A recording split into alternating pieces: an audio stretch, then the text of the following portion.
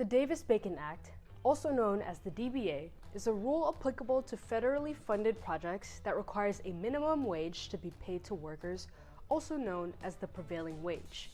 This wage is consistent of a base hourly rate and fringe benefits. Alongside paying prevailing wages is the requirement to submit weekly certified payroll reports and maintain records.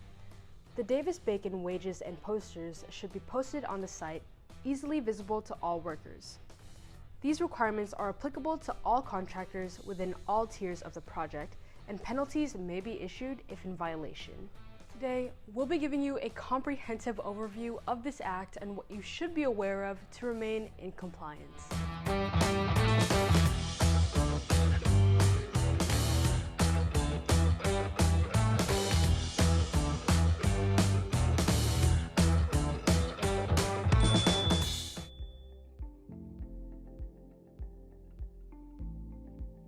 Applicability under the Davis-Bacon Act is subject to a $2,000 threshold, so a project must have a minimum overall value of $2,000 to be subject to the Davis-Bacon Act requirements. The Act is then in effect for the construction, alteration, and repair, including painting and decorating, of a public building or public works. As stated, prevailing wages are the minimum amount required to be paid out to workers on this project, known as the laborers or mechanics under the Davis-Bacon Act. Laborers or mechanics includes at least those workers whose duties are manual or physical in nature. So, this excludes positions such as executive, professional, or clerical positions, which are commonly seen in administrative areas. The definition does, however, include apprentices. Prevailing wages also only applies to workers performing on the actual site of work.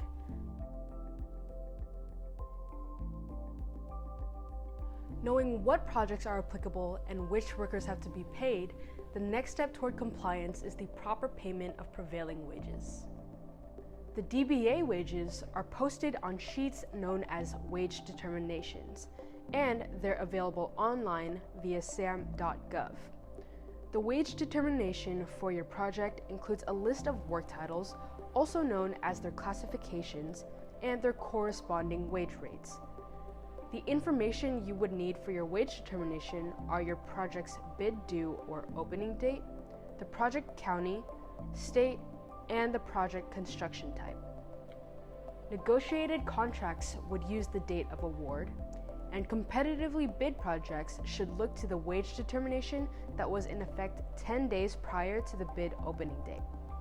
Here's an example. Our project is competitively bid and based in San Diego County.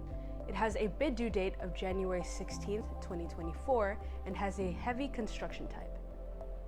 Upon inputting the applicable information onto the sam.gov site, you would click on the wage determination fit for your project. There may be multiple modifications made. Our project had a bid due date of January 16th, 2024.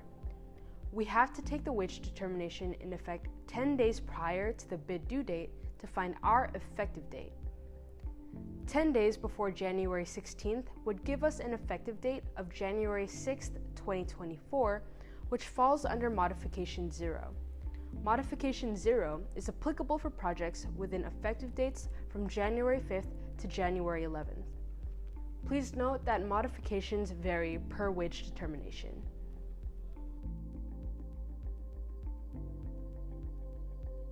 If workers on your project are performing work that isn't covered under the classifications listed on the wage determination sheet for your project, you have the option of submitting a SF-1444 form, which is a request for an additional classification.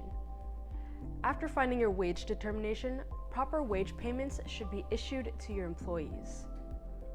While paying the base rate and fringe amount, other important things to look out for are footnotes or asterisks on your rate. This can include additional amounts required to be paid per classification or notices to changes in the rate. Please note that there are no general frequent increases to the Davis-Bacon wage determinations, and the rates found at the beginning of the project are grandfathered in during its entirety. However, local and federal minimum wage changes are taken into account.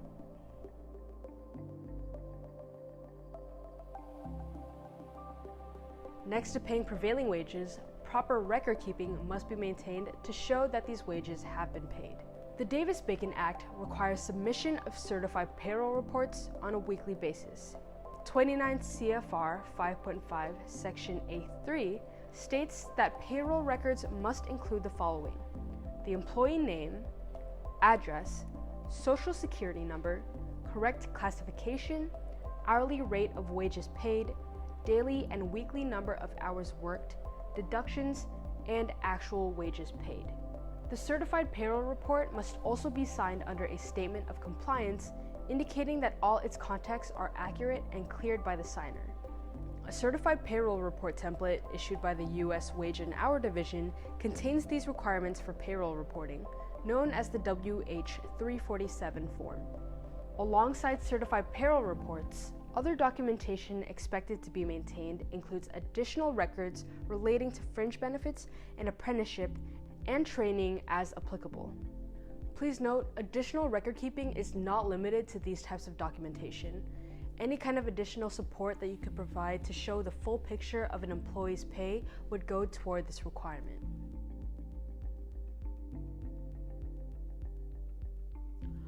While there are no Davis-Bacon requirements to utilize apprentices on your project, there are regulations if you decide to use an apprentice. But first, what does qualify as an apprentice under the Davis-Bacon Act? Under 29 CFR 5.2, apprentices are defined as helpers that are employed and individually registered in a genuine apprenticeship program. Apprentices are generally undertaking training and are developing their skills to excel within their occupation. If using an apprentice on your project, you must meet the following. 1. Verify that your apprentice is properly certified by a program registered with the Employment and Training Agency's Office of Apprenticeship or with a state apprenticeship agency recognized by the OA.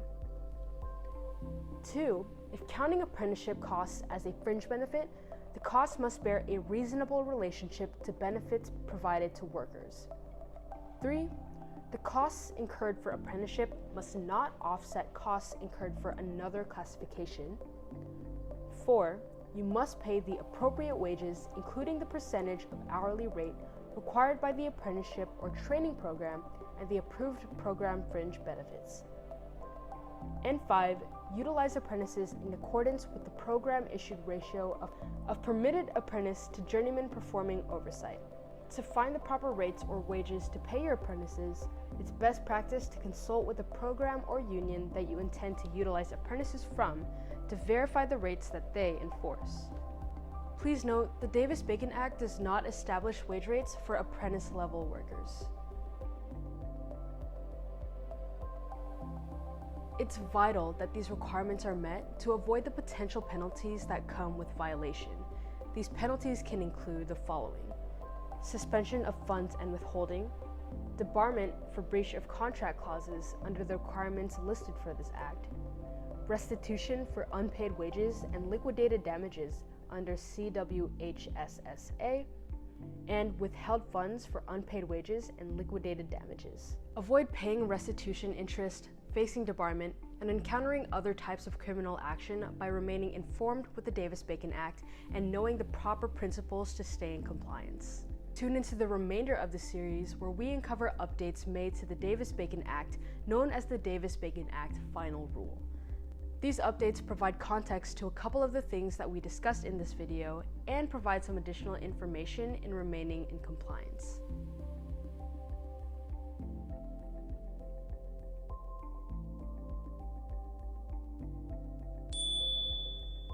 Thank you for watching this video. If you need further help or have prevailing wage questions, feel free to give us a call or reach out to us through our website. You can also follow us on our social media platforms for any future updates. Here at Alliant, we'll help you get compliant.